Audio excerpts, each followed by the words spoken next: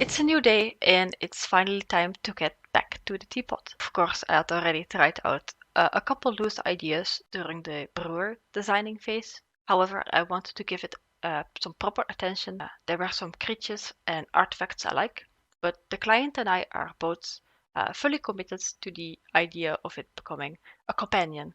So that's what I'll be moving forward to. I grabbed the most recent version of the brewer, which has been largely approved of at this point, and used it as a base reference for how I should tackle the colors and the materials for the teapot as well. I know that the brewer hasn't been officially finalized yet, but I figured maybe something comes up during the designing of the teapot that I could spin back to the brewer and have them bounce off of each other a bit better. I knew I wanted the teapot to be a creature, preferably deprived from an actual animal of some kind. I imagined it would be easier to give a living object a lot more emotional range if it had animal characteristics that I could play into, perhaps. For the first design, I went with a critter, the one that could jump out of the nest and extend their legs when it's called for, or jump in and roll up again once inside the nest when its duties are over. It's loosely derived from this artifact-looking reference I found. I admit that the end result doesn't really match it anymore, but it gave me a good starting point. I like how the beetle reads very clearly, but is engulfed in this ornamental gold. It looks very appealing, and I hope to reach a balanced look between organic and metallic materials like this. I am still quite smitten with the floating Pokemon-esque mascot we did a couple iterations back. I'm bringing it back, but instead of making it float, I tried the four-footer look. Most of my ideas at this point that I want to tackle are gonna be fly or floating, so I made a conscious effort to not make this one also a floater. This is also the only one with eyes. uh, it makes them cuter, and the potential for expressiveness goes up a lot with that. One plus I found about this design is that I found it really easy to imagine it in motion.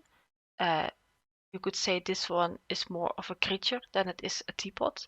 I'm not sure if that's something bad for the concept itself, but on the aspect of how we are going to make this thing move, there will be a lot less questions.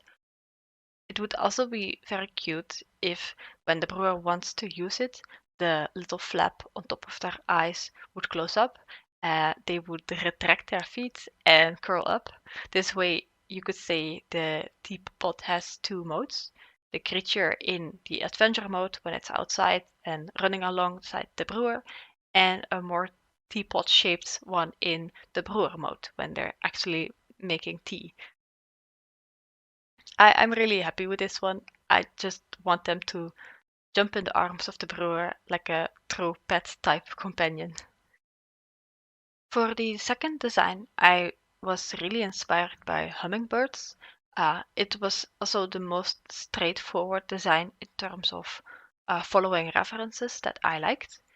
This image I had collected at the beginning still seemed so promising as a look to me. The glass in where you could see the herbs floating inside and such. So I went and implemented that here in combination with the aesthetics of a hummingbird. At first, the design looked more like an elephant head than a hummingbird, because of how I did the wings, I think. I eventually settled on making the overall shape more egg-like instead of round, like in the references. Because it's a hummingbird-inspired design, I imagined it moved more erratically and speedy. The movements could be snappy and cartoony even. And this theme is also a nice slow animation for when they are static or idle in-game. Overall, I'm quite happy with this look. It's very cute and it fits the theme quite well. For the third design, I went with a similar look as the hummingbird, but with some key changes. This one I imagined is much more of a floating orb instead of a flying animal. I wanted to give it more of an ethereal feeling, like you could imagine non-verbal angel noises coming off of this one. I doubled down on that thought by making the wings angelic, feathery ones. I did not really see these wings as how a bird would fly, but they are more ornamental and magically propelling it forward instead.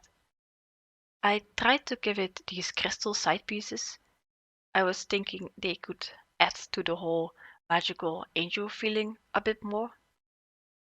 It's also another thing that could be made movable or animated, I should say, like it's slowly rotating or glowing or something. I wanted this since the rest of the teapot is going to be somewhat static, as is the nature of this concept, a slowly bobbing up and down angelic orb.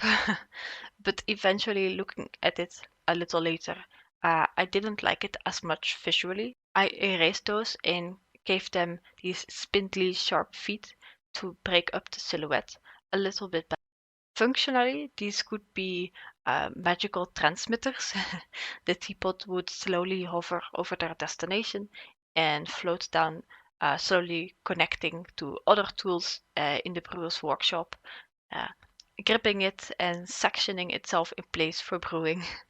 I imagined these little grabby crabs to be a bit more erratic and spastic in movement, a little fragility to contrast the robust looking top. It would add something cute and vulnerable to it, which is something it really needed at this point, in my opinion.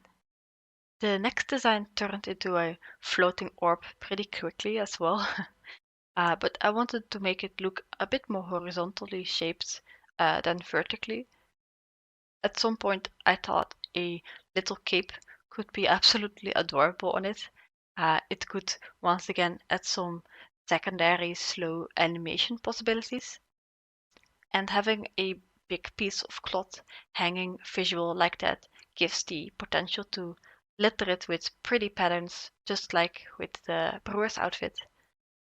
The brewer could have made her own outfit herself, and alongside that, made the teapot a cape as well, with the same designs, making their connections a bit more obvious. I wasn't happy with where I was going though. I felt once again trapped in a specific shape, so I started with changing the look of the feet and moved on to playing around with the shapes more freely. But at some point, I think I lost it a little. I think I momentarily forgot that I was trying to draw a teapot, so it didn't look like one at all anymore. After this stray path through the forest, I made my way back to a teapot eventually and settled on a simplified version of what I had at the very beginning. I'm not too happy with this attempt, but I decided to keep it in and just move forward. For the last design of the day, I once again attempted a critter to break up the monotony of floaters. I wanted to make a conscious effort to separate the organic parts and the teapot parts, as if an actual normal looking teapot had been cursed or blessed, I guess in this case, to look like an object made magical animal. I based the design loosely on a frog. I wanted the leg area to maybe be this very stretchy wood that could extend and reshape to a degree when the teapot is walking or jumping around. This teapot image was the base inspiration for the whole top part. I like the simple handle hoop and the flat lid, but I replaced the too simple looking knob on top with a rosebud instead. I think the intention of this design was promising, but I'm not sure if I conveyed it well in the final look. I'll keep it as an option once again and just move on. I'm working in some colors for all of them now, and like I mentioned, I based these on the design of the brewer. This mostly meant that I could directly choose the colors I had already decided on for the brewer to apply to all the teapots the same way. Just like her, I knew I wanted to make gold a central material for all of these. alongside the colors white and green. But at this point, there was still somewhat of a debate going on about what the final colors for the brewer should be, so I made sure I could quickly edit the green areas on all the concepts. I presented all of these in two shades, a colder and a warmer green, in the end. And now it's once again time to wait for feedback. The client's teapot of choice has become the hummingbird. Yay! Looks-wise, it's definitely a favorite, so I'm happy with their choice. And again, there was still a debate on colors, but since this teapot had a big chunk of orange as part of the design, I felt okay with grabbing some of the orange we previously had on the brewer and adding it back into the design to connect these two much more naturally. And I really feel like the final look is the perfect blend between a tool teapot and a creature teapot. Blend. Now that we have our designs, we can start to finalize more and get ready for the pass to the 3D artist.